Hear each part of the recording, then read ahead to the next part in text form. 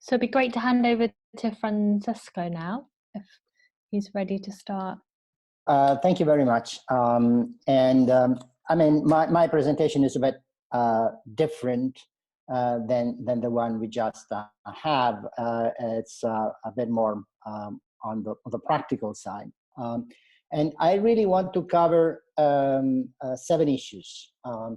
And we will see how much I manage to do in the time that I have available.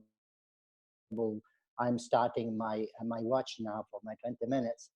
So my 7 minutes are, I want to show how the ECB, but I mean, I talk a lot about the ECB, but much of what I say could apply to other advanced economies. The central bank has a systematic failure to hit its inflation target, or we can call it its price stability target. Then I would talk about the limited space for more monetary easing. And of course, my presentation was written before the last measures by central bank. So we will have to see how this limited space story needs to be adapted, taking into account what has happened in the last week, more or less.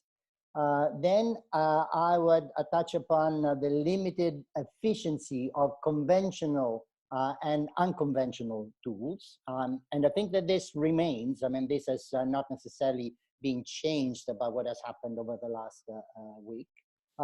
Then I would touch about the costs, including financial stability costs of easy monetary policy. And of course, the relationship between financial stability and price stability has been prominent in some of the discussion that we had in the early part of our conference. I will go through dilemma situations when the central bank is torn between the need to keep rates of interest very low because of price stability, but would like to raise them for financial stability purpose. I will briefly touch about the so-called modern monetary theory, going direct or helicopter money, call it as you wish.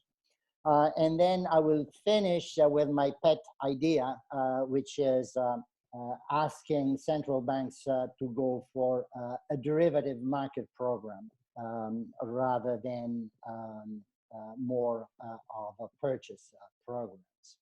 Okay, so my first point is repeated failures to move back to price stability. Here you have a nice chart. I call it a porcupine chart that was produced by a colleague of mine at Bruegel that shows in the red line what actual inflation has been. And in the lines going up in dark or light blue, the projections that the ECB carried out over the last 6 years about inflation. And of course, you see 2 things. First, that inflation has not been close to 2% as required by the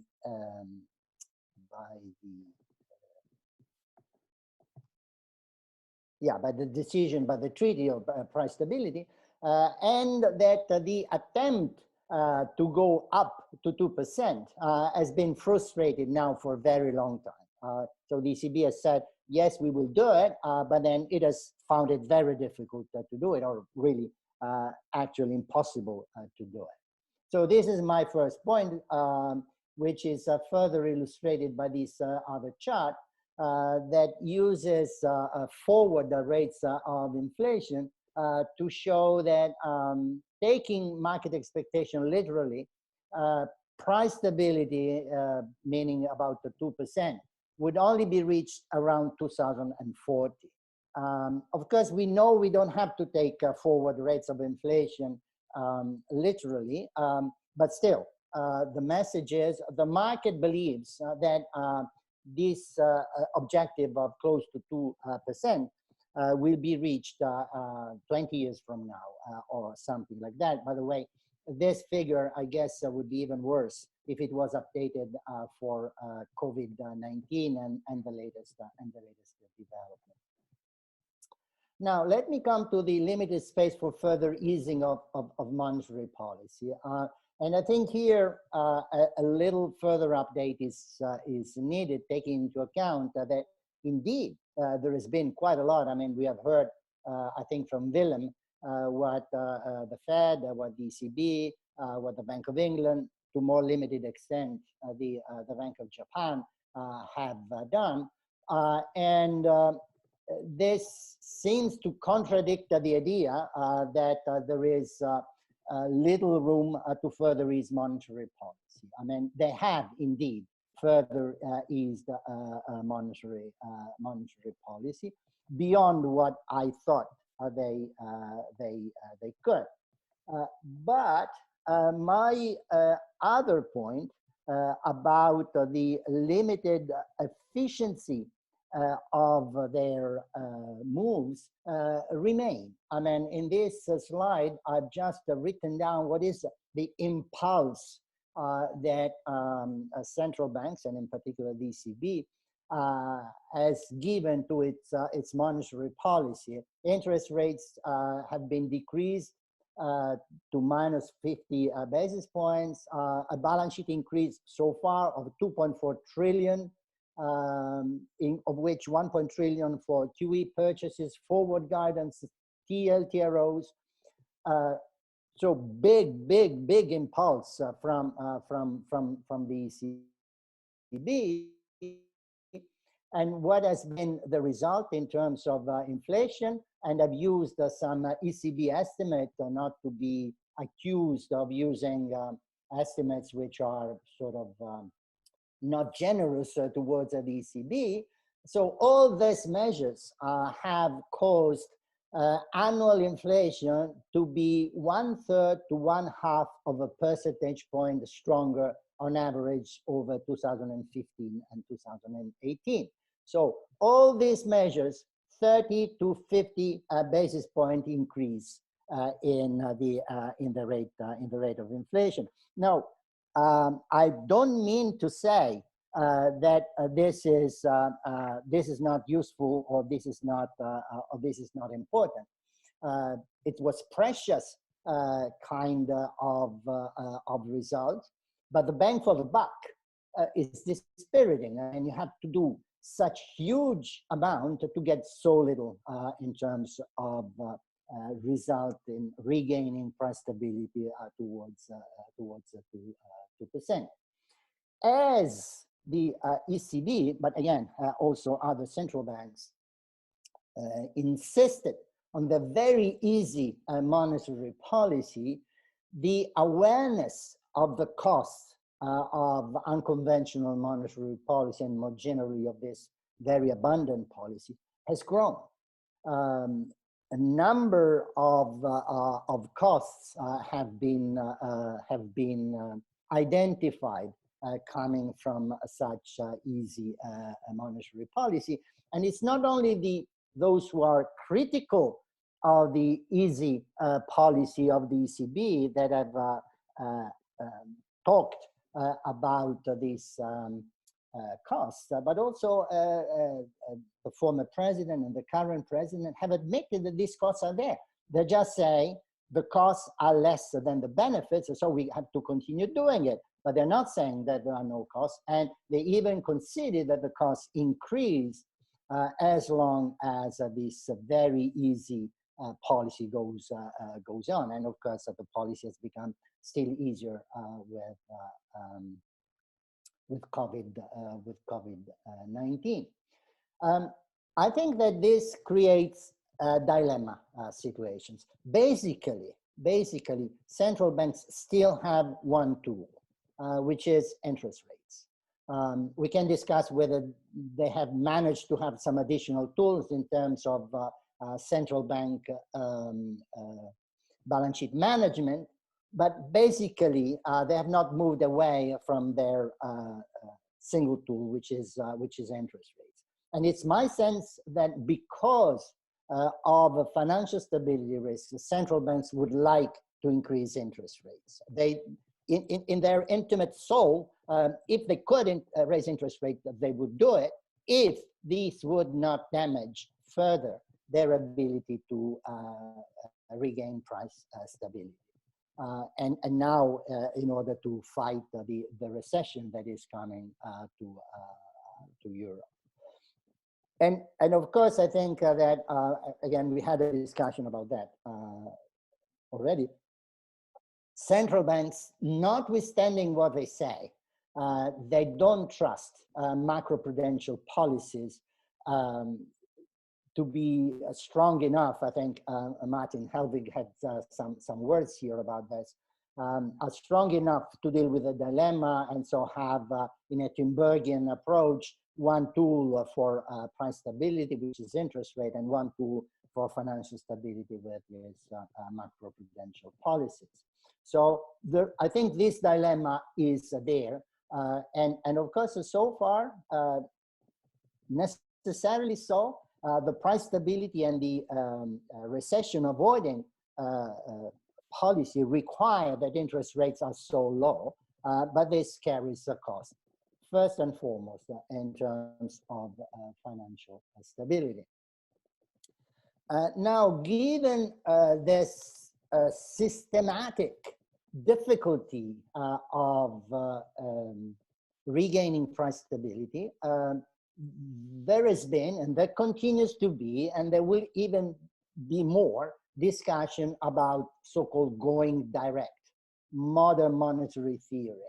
And of course, I was impressed by the fact that the former governor of the Swiss National Bank, the former deputy president of the Fed, and two collaborators wrote a paper where they asked for a temporary central bank control modern monetary theory experiment. I mean, they tried to limit the impact of what they say in terms of expanding, or in terms of monetary financing. But I was impressed that they went so far. This still looks risky to me. This still, I never say never, but I'm not convinced that the time has come to go so far in something which is probably beyond the responsibility and the power of the central bank. Again, we have heard in the two previous sessions quite a lot about this. If so far it has been difficult to achieve 2%, if the efficiency of further easing from this point of view is limited, okay, what is my proposal then? How do I avoid to say, okay, we have a problem, but we have no way to deal with it? Well, my idea, I'm sorry Charles Goodhart is not attending, because he has already listened to this idea and he was utterly against it. So I would have wished he was here to engage into a little more of a discussion. But my idea is that central banks, and in particular, I have in mind maybe the ECB and the Bank of Japan, but now in current conditions also the Fed, could intervene on the market for inflation derivatives. So I'm asking for a derivative market program. The idea is easy to visualize if you think in terms of options. So in my view, the ECB could offer an option in which it would pay a certain amount of money if the inflation rate was over a certain period lower than the strike price of the option, say 1.9%, identifying that as lower but close to 2%. Of course, I'm referring to the option, inflation option market. I could also refer to the inflation derivative swap market, where the ECB could offer fixed against variable inflation, that selling protection against its inability to deliver price stability. My sense is that the advantage of this is that this would be a way to go direct without what I uncomfort, at least, of going through monetary financing of the budget deficit. So it would work directly on expectations and would not need to go to modern monetary theory, and it would not need to be intermediated by banks. This is something that could go directly to economic agents, and it would avoid the further confusion. There is always confusion. There was more confusion with unconventional policies. We don't want more confusion than that between fiscal and monetary policy. And this derivative market program would be a way to avoid this further confusion. Now, why would this work? Well, the way I think of it is that this would provide a shift of the inflation of the Phillips curve up and to the right. It would shift the entire distribution of inflation expectation. Doing this, it would offset any incentive to postpone investment and consumption decision. And the way I visualize this is that there is an entrepreneur who has an HR department that has studied a lot of efficiency wages literature, and they go to the entrepreneur and they say, well, if you go high salaries, you will increase productivity in your firm. You make your workers more attached to your firm and more willing to engage. And the entrepreneur says, oh, okay, yes, I would like to do that. But what happens if I give a hefty salary increase and then inflation, which means the price at which I sell my product is very low? I will be squeezed and I may go bankrupt. And then there is the chief financial officer of the firm. Oh, no, I have a solution. You buy protection from the ECB. If this happens, they will give you money and you will not go bankrupt. Another example is that home buyers could insure against the real interest rate rising due to slowing inflation. In a way, the ECB would offer a variable rate even if the mortgage is for a fixed rate, or at least it would offer a kind of a close substitute to floating mortgage rates. Number of issues to be dealt with when carrying out this derivative market program. My sense is that none of them is a hurdle too high for a central bank like the ECB or like the Bank of Japan. I mean, these are highly competent central banks. They know how to do things. None of these problems would be insurmountable. Each of them would be difficult, but none of them would be insurmountable. What are the problems? Well, pricing. How do you price this? Say the option. Do you give it for free? Do you give it for a small price? I think in any case cannot be the market price, because otherwise it would have no effect. But whether it should be zero or small, I don't know. Another problem is that we know that the market for inflation derivatives is a small market, in a liquid market. So what happens when a big animal gets into this market? Well, two things can happen. Either the market becomes big, or the big animal crowds out the market, and we don't know exactly what would happen. This would have to be looked at. Should the offer of this derivatives be limited to bank intermediation? Probably not. If you want to have a big impact, you should offer this more widely. You should offer that through investment houses. You should offer that through insurance companies, financial, and maybe even non-financial firms. So you want to have as wide a distribution of this new product as possible. You have to think in marketing terms. I mean, how do I distribute this product? it must be distributed very broadly. I'm nearly done. The other three problems is, do you stop targeting the interest rate and you leave the real interest rate alone and you only check the inflation premium? Now, from a theoretical point of view, this is attractive. We know so little about the natural rate of interest that maybe it makes sense to leave this task to the market. On the other hand, especially in current conditions, you want to reduce the real rate of interest. And so it makes sense that you keep the nominal rate of interest as low as it is, and then you act on inflationary expectation to reduce the real rate. Another point, maybe slightly less important, is that you risk losing information. You don't know anymore what inflationary expectations are looking at break-even rates of inflation, because you are possibly biasing those expectations. You don't know how much of this reflect your action or real expectation from the public.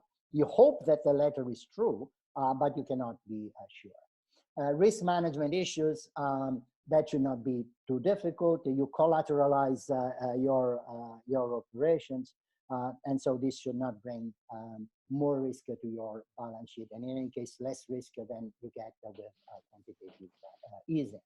So I think I'm 1 minute late.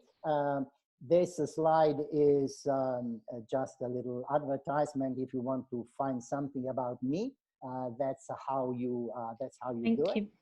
And I look forward to the discussion. Thank you very much, Francesco. And yeah, there's already been quite a few comments in the chat and questions for you. So I'm going to leave those till we hear from our final speaker, and then I will come back to you with some specific questions around that very interesting idea that you just laid out for us.